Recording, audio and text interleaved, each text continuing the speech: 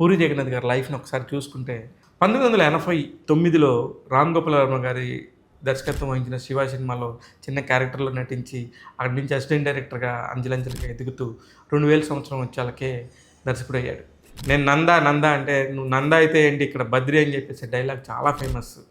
అలాంటి డైలాగులు యూత్‌తో అలా పట్టించి ఇప్పటి వరకు 25 ఇయర్స్ అయిన సంగతి కూడా తెలీదు. అసలు ఆ సినిమాలో పాటలైతే కనుక పిచ్చి పిచ్చిగా ఫ్యాన్స్ ఉంటారు. 'బంగాళాఖాతం' అనే సాంగ్ చాలా ఫేమస్. ఆ సాంగ్‌ని చంద్రబోస్ గారు రాస్తే మిగతా పాటలన్నీ కూడా వేటూరి గారు రాశారు. అందుకని పవన్ కళ్యాణ్ అప్పటికే 'సుస్వాగతం', 'తొలి ప్రేమ', 'తమ్ముడు' లాంటి పెద్ద పెద్ద హిట్లు కొట్టేసి రెడీగా ఉన్న టైం అది. తర్వాత ఒక కొత్త దర్శకుడికి అవకాశం ఇస్తే ఎలా ఉంటుందో తెలీదు. అలాంటి టైంలో పవన్ కళ్యాణ్ రిస్క్ తీసుకొని పూరి జగన్నాథ్ గారికి అవకాశం ఇచ్చారు.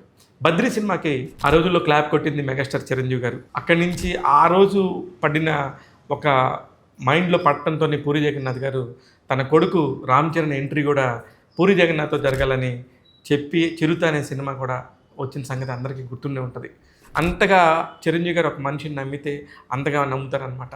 ఈ సినిమా ద్వారానే ప్రకాష్ రాజ్‌కి అత్యద్భుతమైన మైలేజ్ వచ్చింది. ఒక హీరోకి సమానంగా ఒక విలనిజాన్ని చేయగలరు. దానికి ఓ ఫైట్‌లు అవసరం లేదు. ఒక డిక్షన్‌తోని మనం ఎంతైనా సరే ప్రూవ్ చేయగలొచ్చు అని చెప్పిన సినిమా. అంత ఇంపాక్ట్ చేసిన సినిమాలు 'బద్రి'. ఆ రోజుల్లో 18 కోట్ల షేర్ తీసుకొచ్చింది డిస్ట్రిబ్యూటర్ల కంటే. ఎంత పెద్ద సినిమా అంటే ఈ రోజుల్లో అది మాట్లాడుకుంటే దాదాపు 180 కోట్ల లాభం వచ్చినట్టు. ఎందుకంటే 2000 సంవత్సరంలో అంత పెద్ద షేర్ రావడం అనేది చాలా పెద్ద విషయం.